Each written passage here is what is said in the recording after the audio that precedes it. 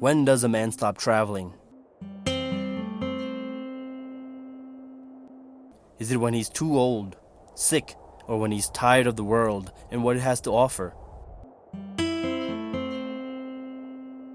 Well, I say a man never stops traveling, and the world never ceases to show its splendid wonders.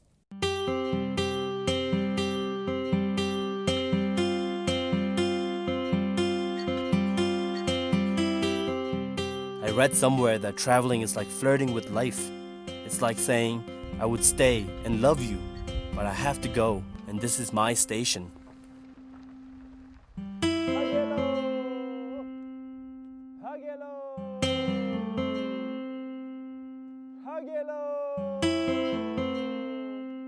So once again, I find myself on the East-West Highway, making my way into the heart of Eastern Bhutan, our beautiful Bhutan.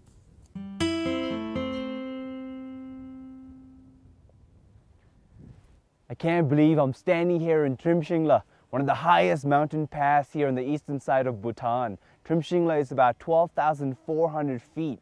That's really, really high up. We're so high up that even the clouds are below me. I mean, just looking around, it's very, very magical. It's beautiful.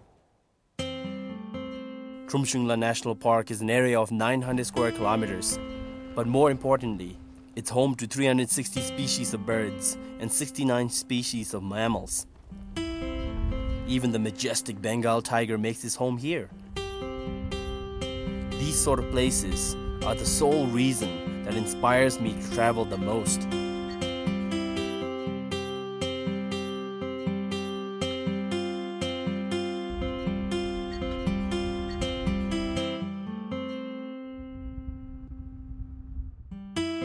By lunchtime, I reach a quiet little village called Sangye. It's a little chilly, but the people are warm with hospitality. It is a popular stop for hungry travelers like myself.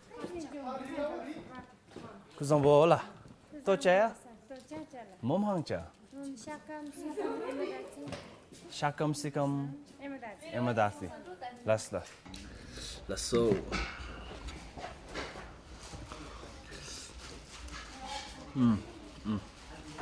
Perfect timing because I'm starving.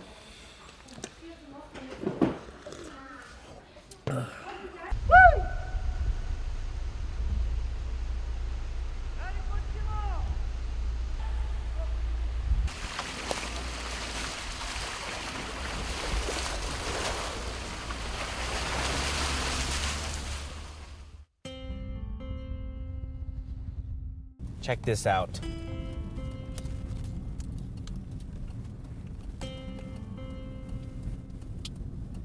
So as you can see, a very thick fog has covered this entire stretch of road. I could barely see maybe 5 feet ahead of myself. And this is the reason why Namning Bra is one of the most dangerous stretch of road.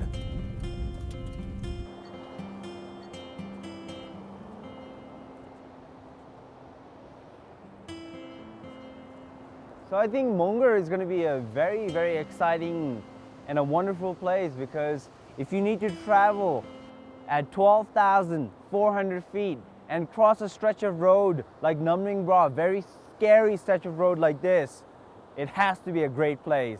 So I'm quite excited to see what Monggar has to offer, really, because you have to travel this particular stretch of road that's really scary. So I have my fingers crossed. Monggar is going to be amazing.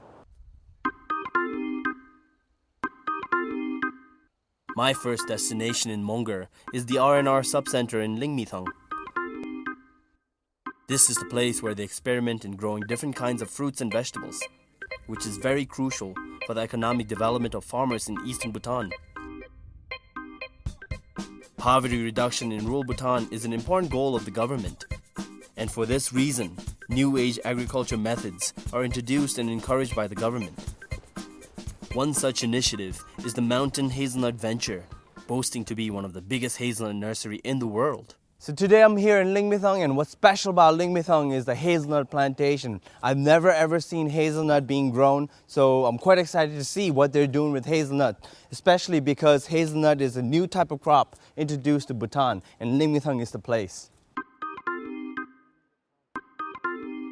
This is Kinley. Kinley. Kinley. How are you, Kinley? So, I mean, what does it take to actually take care of the hazelnut? I mean, is there a lot of work involved? With the hazelnut plant, we used to have given extra care, like a baby. I see. Even more than baby also. Hazelnuts, often known as the king of nuts, is the second most important tree nut crop in the world. Every year, 1.2 million metric tons of hazelnuts enter the world market. The biggest use of hazelnut is actually in confectionery. So it gets mixed in with chocolate, and it's actually known the king of nuts because when you mix it with chocolate, it's an incredible flavor. This is why hazelnut could be the second largest export of Bhutan after hydropower electricity. The Mountain Hazelnut Venture has already distributed about 170,000 saplings. They're looking to export a whopping 40,000 metric tons of hazelnuts by the year 2020. So we're keeping the temperature in this room at 4 degrees. Right. Now we've brought in nuts from Georgia and Italy. Right. So these were harvested in August this year. August. And in each of these crates we have several thousand nuts in between layers of medium. Right. And they're kept moist and cold. Right. And they will stay in here for about 4 months. And then at that point they will start pushing out roots. Right. And then we will replant them into bags. So this is a Georgian hazelnut that's been dormant here for how long now? Oh, it's a few weeks now. Only a few weeks, and then it's gonna start shooting some roots, and then it will be transferred to the stage 1 of the greenhouse. The place also offers employment to more than 300 local workers, working around the clock to take care of the saplings. But in terms of the rural-urban migration, the biggest impact is probably going to be in farming communities themselves, because there will be a significant increase in the opportunities for children to stay with their parents and in the community in which they grew up, which actually helps Bhutan's traditions stay alive, because if villages hollow out and it's just old people left at home and the kids have gone to the city, people don't go to the festivals. Right. And tradition will die along with their grandfather or grandparents when the youth are moving towards the city, and this is where our values are lost, really. So yeah, they learn different values in the city, and not all of them good ones. Right. So we hope that by developing hazelnuts in these communities, that there will be enough of a draw to slow that migration and maybe even stop it. Big one. Let's take a big one. Okay. So this is a hazelnut plant. I mean, this could be Bhutan's future, as you know, there's apparently 10 million saplings that you guys are trying to plant. So this could be the future of Bhutan besides hydropower project. It's seemingly a very nothing of a plant, but as it grows to a big tree, we could be really living off this particular tree. Communities like here within the other villages near Lingmithang. This is very interesting.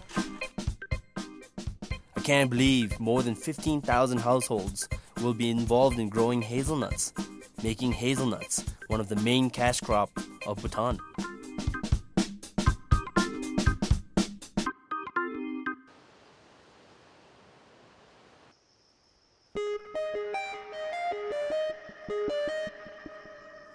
As informative as that was, there is yet another place I want to explore.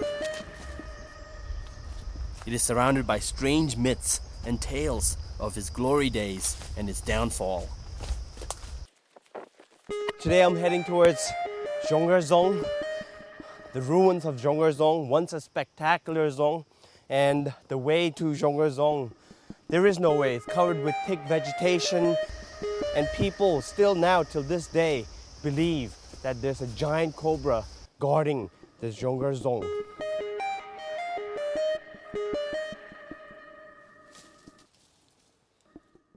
The Monggar Zone lam nali nala.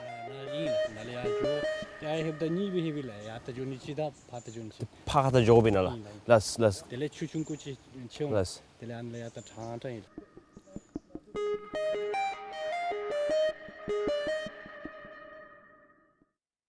Built sometimes around the 16th century, The zong sits on top of a hill which overlooks the valley of Lingmithang and Tidangbi.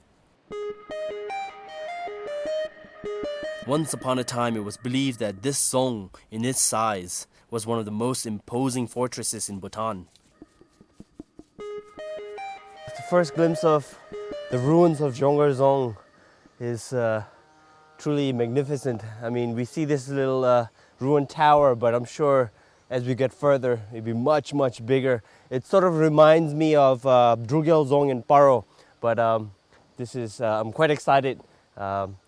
Just this feel of medievalness is already coming, and I'm really, really excited.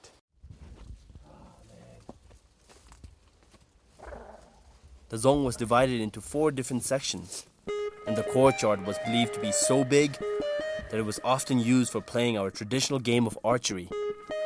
The architect of this impressive zong was Zochen Bala.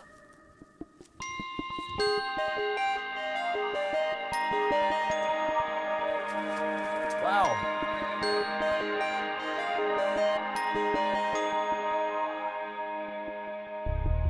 During the 16th century, when Zochen Bala was ordered to come here to build this particular zong, myth has it that he saw this location as a bowl in the shape of a bowl, a white bowl. And even the name sort of derives from that, Zhongher, meaning a white bowl. So that's how this location was picked. That's one of the accounts of the stories. There's many other accounts, and if you speak to the locals, they'll have different accounts of these particular stories. A lesson in perhaps the impending impermanence of life. This once glorious Monggar Zong meets its downfall, leaving behind several stories that connect to tell the downfall of the Zong and the king of Monggar Zong. That's crazy. But the most interesting and daunting account of the Zong is the myth of how the Monggar king, in cold cruelty, cut off the hands of Zochen Bala, just to ensure that Bala may never build another Zong that would outshine his own Monggar Zong. Watchtower. This is a testament of Bhutanese architecture.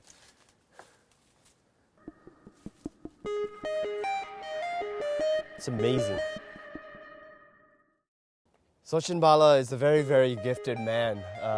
He was ordered by the Monggar Zonpon during the 16th century to come here and build him a zong. And Zochen Bala was originally from Paro. And he's truly a gifted man. He built a model of this particular zong in 7 days and built this zong. And it's remarkable. You just look at the architecture, and each of the rocks are stacked very, very neatly. And they're so straight. And during the 16th century here in Bhutan, I mean, that's just amazing. And it's kind of sad that this zong has been abandoned and not even restored to its former glory. It's been left carelessly. All these vines and shrubs are crawling all over. It's really, really sad that that part of our history is really ruined. And it's a really, really sad thing. But this zong is really magnificent, and I'm so lucky that I get to at least see the ruins of it. Maybe in 10, 15 years, this might be all gone. So I'm really taking in the beauty of Monggar Zong. Ironically, it is believed that an earthquake lasting 7 days subsequently destroyed the zong in the same span of time as Zochen Bala took to build the zong. However, there are other accounts of the zong being damaged by fire and various infestations. As for the Monggar king, it is said that he finally surrendered his beloved zong to Tongsa Penlop Chogal Munjur Tempa in the 17th century.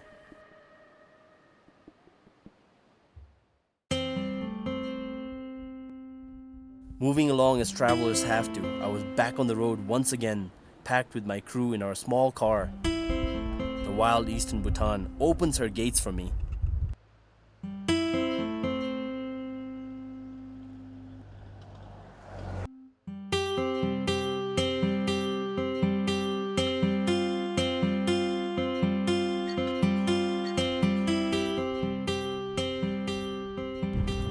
So leaving the ruins of Monggar Zong behind, I'm heading towards Kengker. a village where they specialize in making palangs, a vessel for containing our local brew called Ara. We're going to be passing through Gelpushing, and it's a nice drive. The roads are quite smooth. Hopefully the vehicle will reach Kengkar through the feeder road. I'm quite excited. These are the type of cultural crafts that I'm really excited to see how they make it, the history of it, and I'm really excited about it.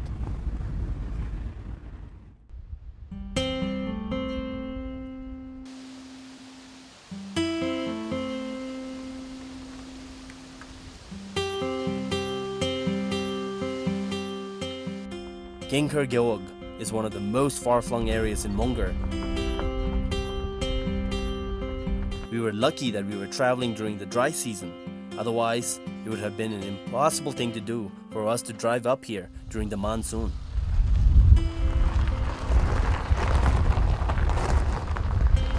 The road, which had only recently arrived in these parts of the country, came to a dead end by the Gyeog center. After that, it was walking time. I was headed for a village called Murung, and the village Sokpa had very kindly come to receive and escort us.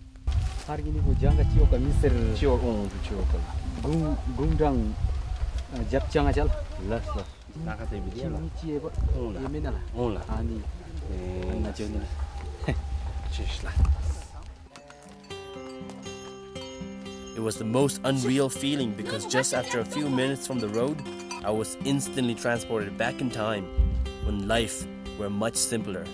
I was now in the heart of the land of the Sharshops.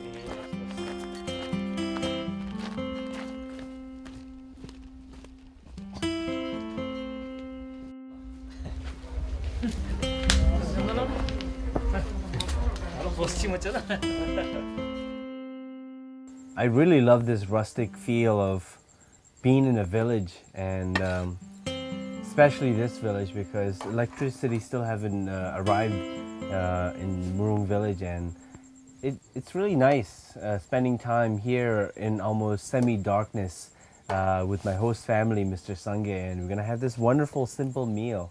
And what more can you ask for than that here in a village like this? So really happy.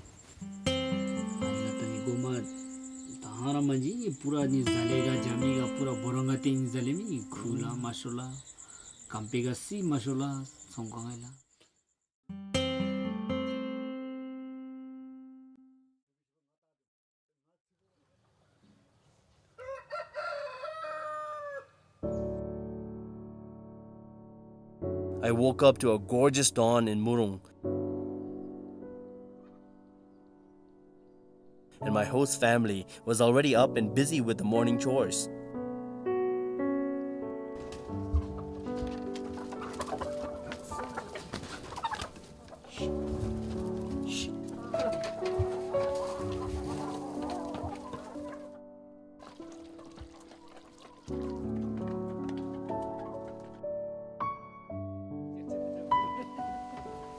Soon I found out that I was just about to get real busy myself, as Rinchen, the only son of the family, had already planned an adventurous day for me.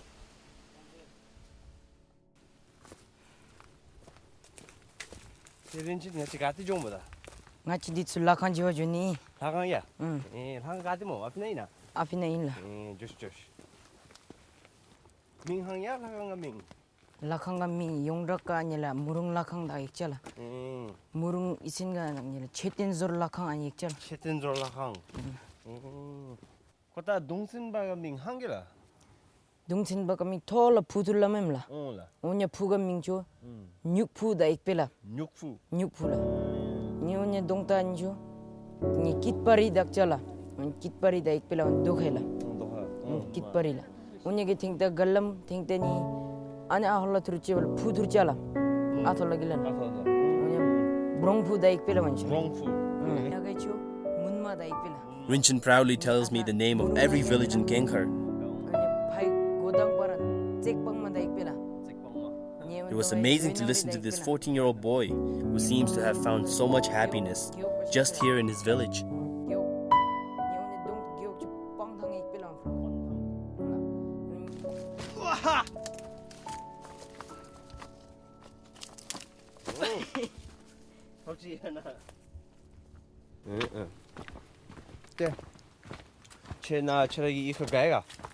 Gailanghandi. Charu desunandi. Charu dise jenlu joni mela. Nara dewi na ngachi disu. Charu gaming sonam rashi ikbera. Aishido jigla. Dele ani ni charu Sangye dojil. Ngachi lobrum denden la. Murung is a small village located at the base of a hill. It is surrounded by high mountains, which stretches as far as the eye can see. Although agriculture remains as the main source of livelihood, woodcraft also has become an important source of cash in Murung. Check this out. It is a normal sight to see villagers sit about, working on some wood project or another. They're busy spinning, chiseling, and pumping the motor. It is a village full of activity.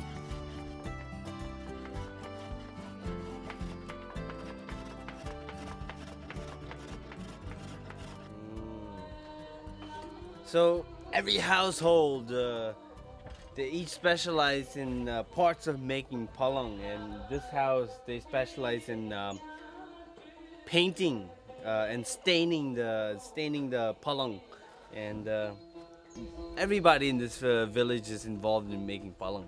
This is beautiful.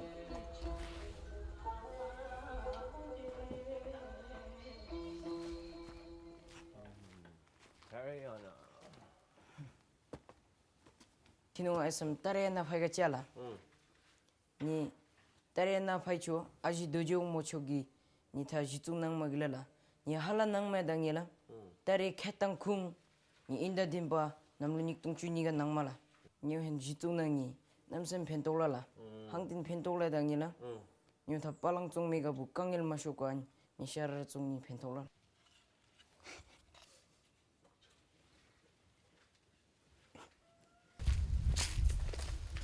Although it wasn't the right season, Rinchen wanted to show off his village a little more and insisted on showing me the local extraction method of a special local sealant called gurtsi. This special sealant holds much value as it is widely used by palang makers here in Genghar. Yo cho gurtsi da ek pila. Gurtsi. Oh gurtsi hai. Chirma ek pila ho. Oh chirma nang ko gole la gurtsi. Oh chirma nang ko gonthan. Nya hai phulela. Gonthan. Ah phra chuk pila ro.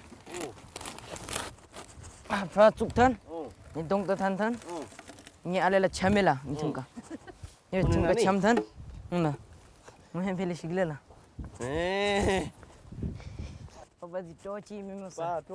This is work, but you know, it's fun at the same time. And I know for sure this is the reason why he doesn't want to leave his village, because look, it's fun mixed with work, you know? So who would want to leave a place where there's fun mixed with work? There's no other place where you can have fun and work at the same time. So this is it. Look at this. I feel like I'm his age. And I think I'm having more fun than he is.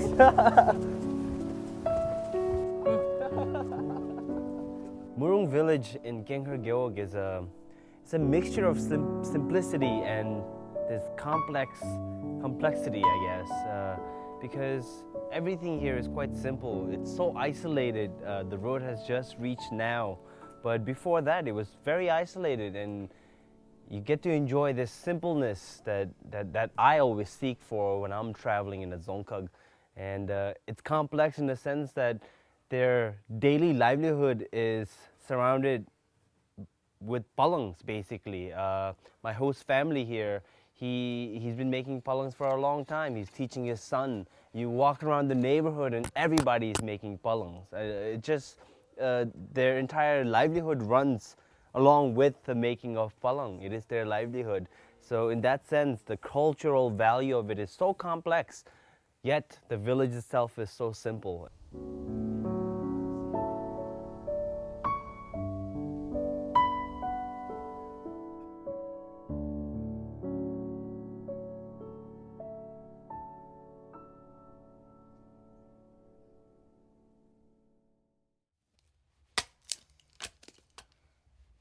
Next day, I'm greeted by the same gorgeous dawn and the same busy activity of my host family. Rinchen's sister gets ready to feed the cows, and Rinchen's mother gets ready to feed us. She plucks some fresh organic tomatoes and creates this most eye-popping delicious eze just to feed us. With this great start, I set myself a mission. Today, I want to try my hands at palang making. You know what they say, if you can't beat them, you join them, or try at least.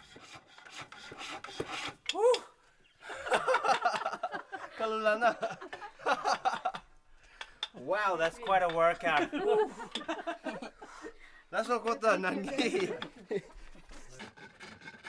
This really is a labor of love because everything here has to run on your energy. Your legs have to run the motor as there is no electricity in this village.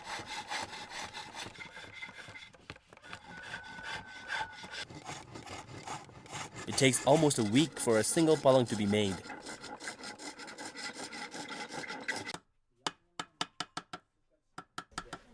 So after tediously shaping the wood in that human motor, what happens next is then they cut out a piece of slab of wood like this.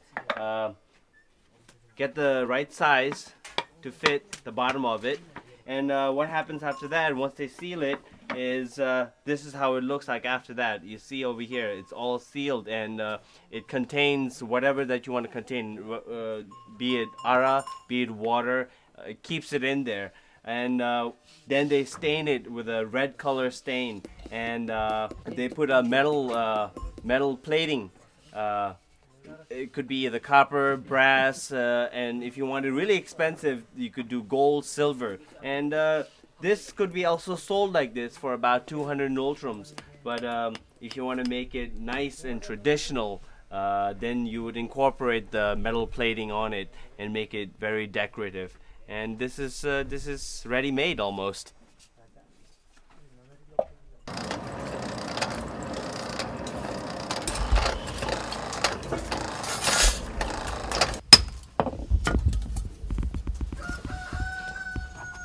Bench. Monggar. Over here. Rufega da sursenjela. Shak zo hai na. Uma ti kotpega jaw finjala ja. Ashi mai phamari sugi apra me ek chala pecharang turgi bu madikwa dani.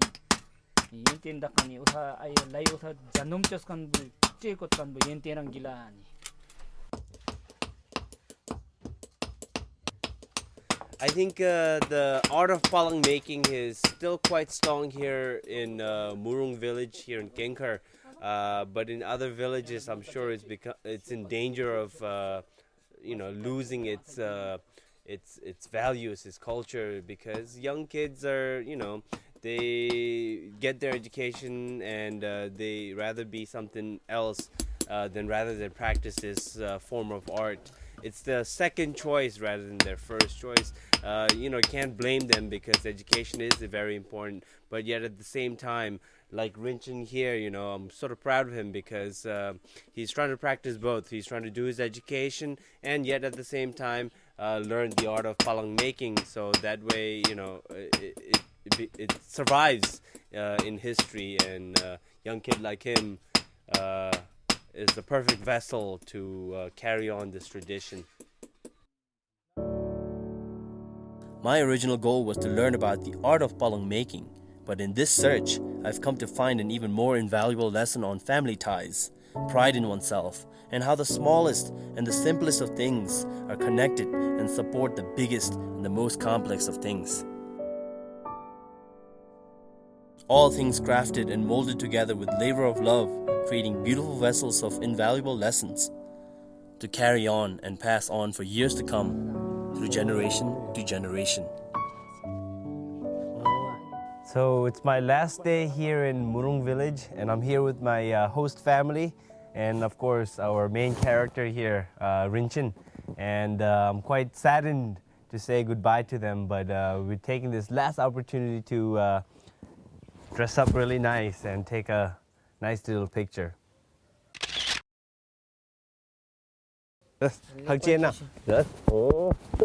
Lasso la nami sami shonong viola. Lasso. Caricela. Lasla. Lasla. Nami sami shonong viola. Lasso caricela. Lasla. Baila. Goodbye la.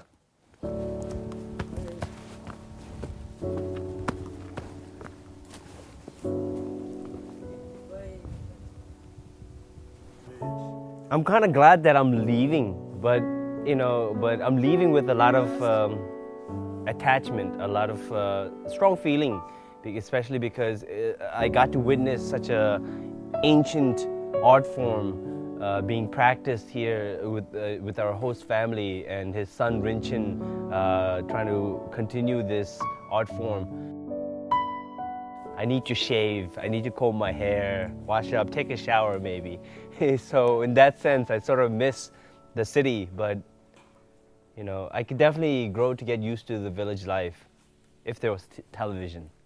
And there's only one television in the household down there. So I guess it'll be okay. The road is coming, electricity is coming. So, Murung village is quite wonderful.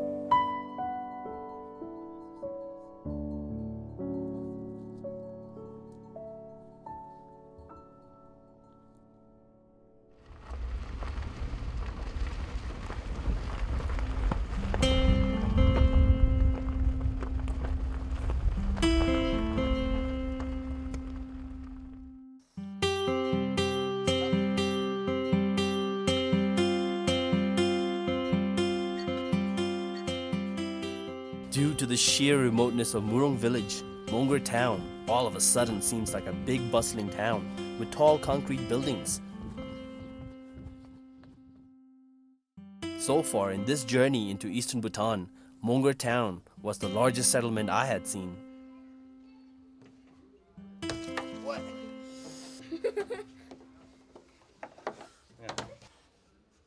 I think Monggar town is quite beneficial here in eastern Bhutan. Booming town like this will bring a lot of benefits towards the nearby other dzongkhags in the eastern side, and they don't need to travel very far to get their medical treatment, to get their shoppings done. So Monggar town, I think, is an essential part of eastern Bhutan. I really believe that.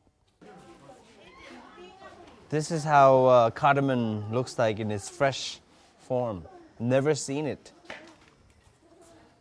So as you can see, vegetable markets like this here in Monggar is a sign that Monggar town is actually booming. Monggar is not just known for its tengma and karang and things like that, People are more sufficient now. Nearby villages are growing enough for themselves and to sell in Monggar town, which is all signs that Monggar town is really, really developing and booming as a major town here in eastern Bhutan. Although this tengma looks really, really good.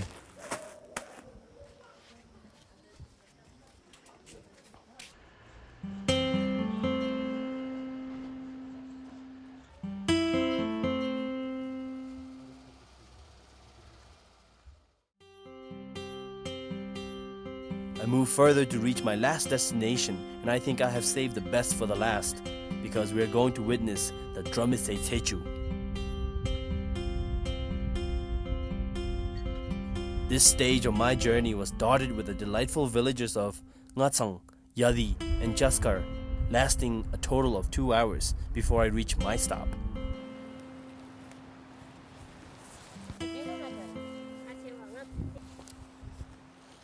Drumise dencha.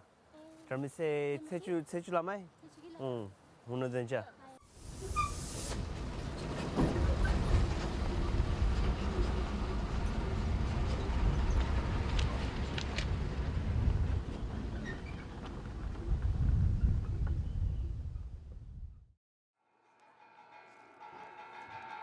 The start of the Techu in the moonlight, is perhaps one of the most distinctive features of the Drumise Techu. This special ritual is called Jinsei, which in the olden days would go on till day breaks. It is performed for the benefit of the entire village and is considered very sacred.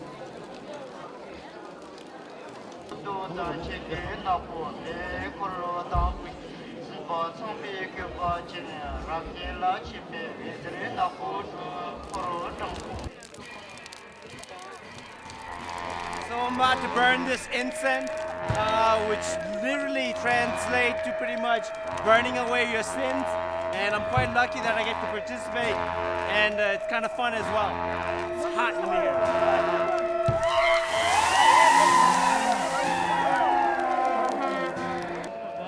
The main aim is to get the fire as high and as big as possible, so as to be able to burn everybody's sins together. I had never experienced anything like this before. It was something I could have never imagined.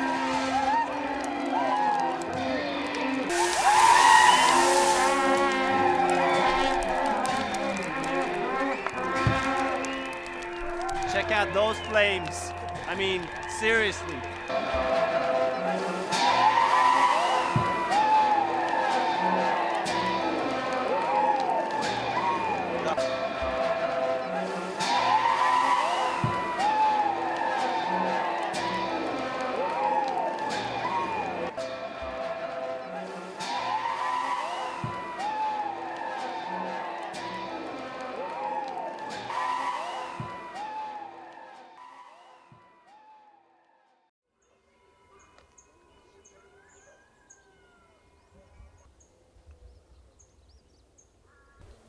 This is the ancient village of Drumise, and Drumise is located on the most eastern side of Monggar. It borders Tashigang, and on a clear day, on the other side of the mountain, you can see Konglung College. But the reason why I'm here today is because of Drumise Festival. And today is the day when they're going to be performing the famous Drumise Ngacham, and this is what I want to see.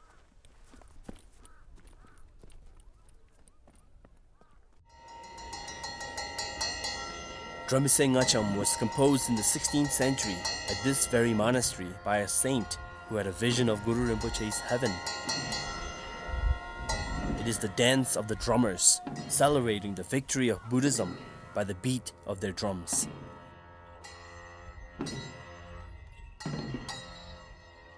Drumise Ngacham was proclaimed as a masterpiece of the World Intangible Heritage by UNESCO in 2005. So I'm finally here in the main monastery where the famous Drumise Ngacham is being performed, and the name of the monastery is called Techok Ogan Namdul Choling Monastery, and I'm quite excited to go witness this sacred Drumise Ngacham.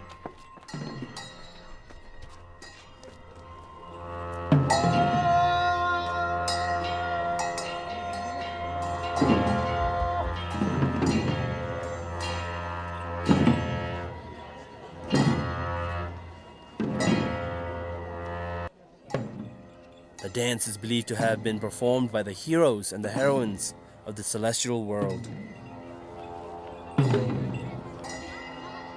The dancers' animal masks are supposed to mimic the real creatures one will meet after death.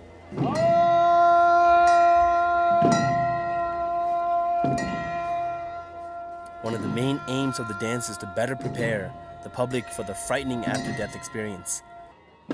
It is such a sacred dance that just by mere sight, it is supposed to bring liberation.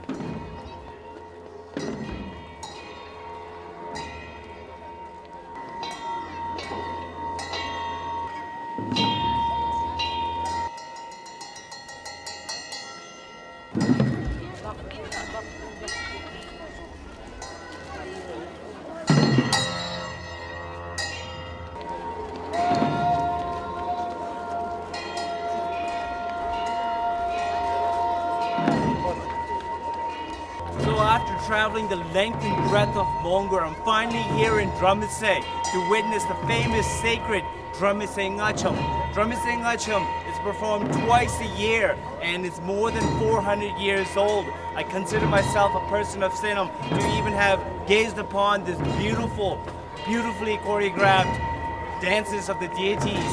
And Monggar has been a beautiful Dzongkhag, and what a grand way to end it with the famous drum mosaic.